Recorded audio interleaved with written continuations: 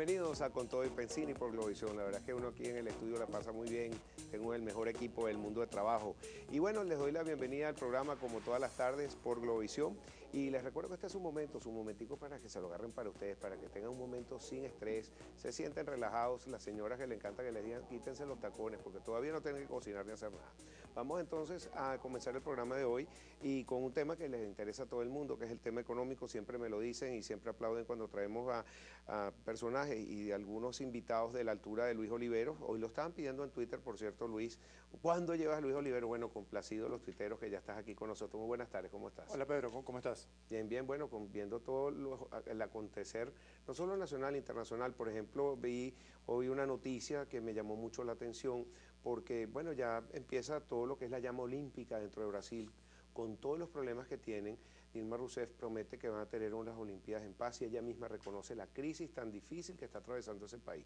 Pero lo que más me llamó la atención es que los estadios y todo lo que es construido vale más de 12.000 millones de dólares. Las reservas internacionales de Venezuela están alrededor de 9.000 millones. Yo quería que comenzáramos por ese punto porque gran parte de esas reservas están en oro.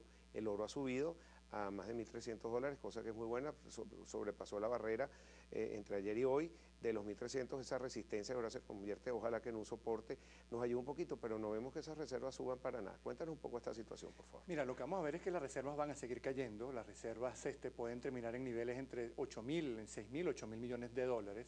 Son niveles que nos hacen pensar que el año 2017 pudiéramos estar viendo niveles de reservas como los que recibió un gobierno como en el año 89, prácticamente sin reservas internacionales, lo cual este gobierno o quien esté en el gobierno va a tener que buscar de una manera realmente importante liquidez, buscar reservas internacionales. El tema del oro, hay todo es como un secretismo con respecto a qué está ocurriendo con el oro.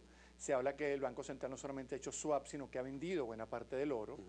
Pero yo insisto que aquí llama la atención cómo Venezuela fue el único país dentro de la OPEP y dentro de los países de la región que no ahorró para esta época. Fue el país que no se preparó, tenemos un nivel de reservas internacionales realmente bajo, y más cuando tienes presente que para los meses de octubre y noviembre vienen pagos de deuda de casi 5.000 millones de dólares. 5.000 millones. Es uno de los pagos más fuertes que hemos tenido durante toda la historia de la deuda venezolana. En mayo es como 1.000 millones, luego viene junio, julio, agosto, niveles bastante suaves. Luego septiembre empieza un poquito ya a entrar en calor, pero octubre y noviembre son los meses. Más de 4.000 millones. Sí, son pagos realmente importantes. Yo creo que Venezuela va a cancelar esa deuda. Pero después va a quedar muy comprometida. Va a quedar muy comprometido porque Venezuela sigue dependiendo de lo que lance China, el 0800 China, que nos puede lanzar China. Cómo es el comportamiento del mercado petrolero internacional, que ciertamente ha sido favorable a Venezuela en estas últimas semanas. Sin embargo, Venezuela, a pesar de que sube el precio, las cantidades exportadas han disminuido. Varias agencias internacionales han reportado una caída realmente importante en la producción venezolana. Se habla de más de 200.000 barriles menos de producción, por lo tanto 200.000 barriles menos de exportaciones. Sobre el tema del oro, hemos visto que se ha colado información porque en Suiza tienen que reportar el oro recibido. Se han recibido toneladas de oro venezolano, que te acuerdas que como lo sacaron de sus distintos bancos, lo volvieron a enviar, tuvo que ser rectificado para hacer lo que se llama credit swaps y gold swaps y todo lo que significa esa ingeniería financiera. Pero tengo entendido que algunos bancos dicen, ok, te podemos ignorar el oro, te podemos dar préstamos contra el oro, pero necesitamos una aprobación por parte de la Asamblea Nacional. ¿Has leído algo de esto? ¿Se politiza entonces la economía? Mira, más que se politiza es cumplir lo que pasa en todas partes del mundo y es cumplir con ciertos puntos institucionales, ¿no? Si el gobierno quiere ignorar el oro y quiere utilizar buena parte de, por ejemplo, reservas internacionales, cambiar reglas del juego en lo que es también convenios de producción petrolera, tiene que pasar por una institución como la Asamblea Nacional. Hemos visto cómo salió un cambio de reglas del juego con una empresa rusa, sin embargo la cosa se paró.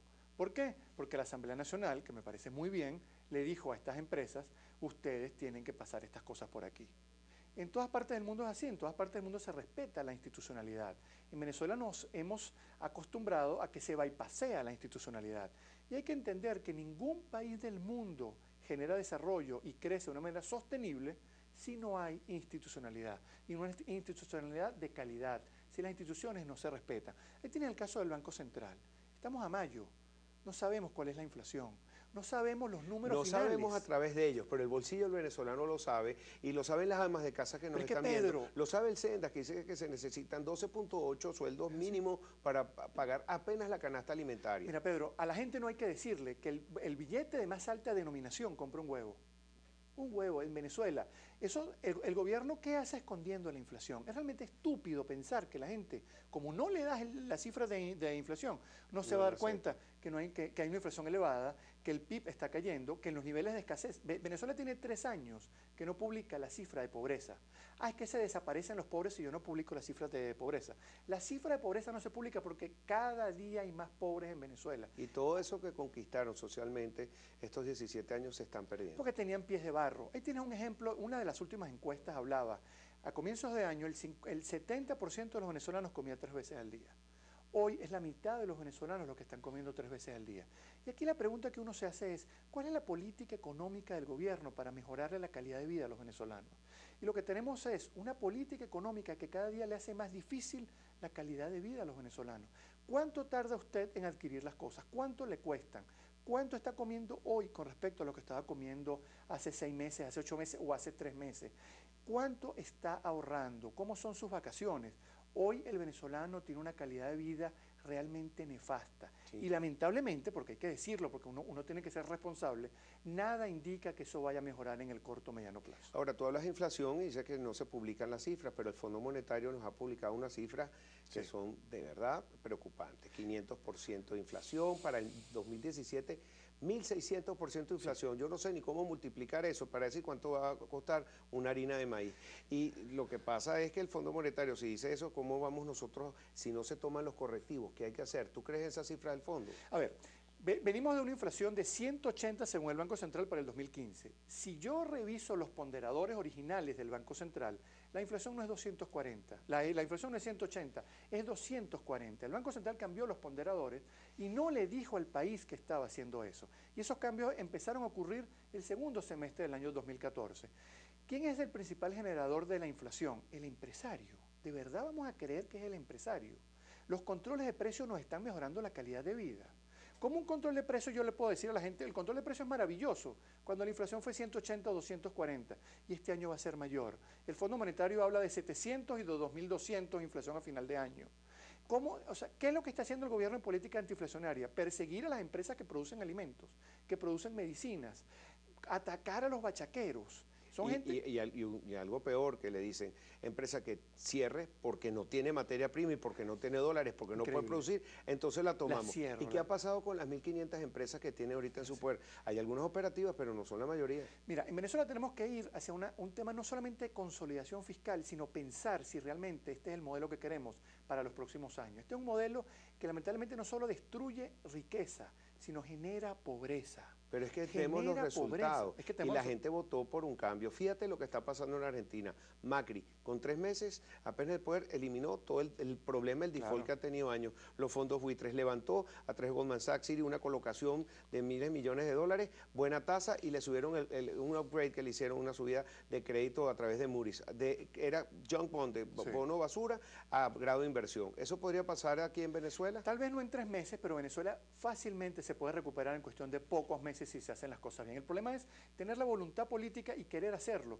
¿Cuál es la voluntad política hoy del gobierno? ¿Quiere de verdad mejorarle la calidad de vida a los venezolanos? ¿Cuál es la política antiinflacionaria de verdad?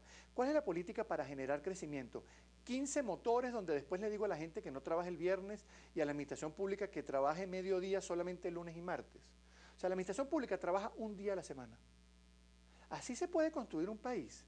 ¿Cuál es la otra opción? Bueno, pero esto es porque hay una crisis eléctrica, claro, Pedro, pero aquí el tema es, y disculpa que te interrumpa, ¿cuáles son los correctivos para eso? Entonces el país va a atravesar. ¿Por qué nosotros somos el único país en el mundo que tiene crisis eléctrica? Yo no veo al presidente Obama, yo no veo al presidente de Perú, yo no veo mira, al presidente Santos. Han sufrido el niño, ¿no? Han sufrido el niño. Pero ahora viene la niña. En África han sufrido el niño. Yo no veo ningún país africano diciéndole a la gente, váyase a su casa porque no se puede trabajar. No use el secador de pelo. Mira, vale, yo creo que llegó el momento de entender si realmente nosotros como sociedad queremos seguir viviendo así. Si como sociedad no queremos algo mejor y no merecemos tener algo mejor. Y el tema político es importante que lo tengamos claro porque está siendo una piedra en el zapato para las mejoras en Venezuela. Al regreso, Luis, que tenemos que ir a una pausa, voy a poner un video de una noticia que me llena de emoción porque es algo histórico que estamos viviendo. Fue la llegada del primer crucero de Estados Unidos a Cuba después de 50 años. Perfecto. Y cómo va a llenarse esa isla de dólares, cómo va a cambiar ellos la actualización de su sistema, porque entonces Venezuela no se está copiando de Cuba, ya que son nuestros asesores. Para peor. Bueno,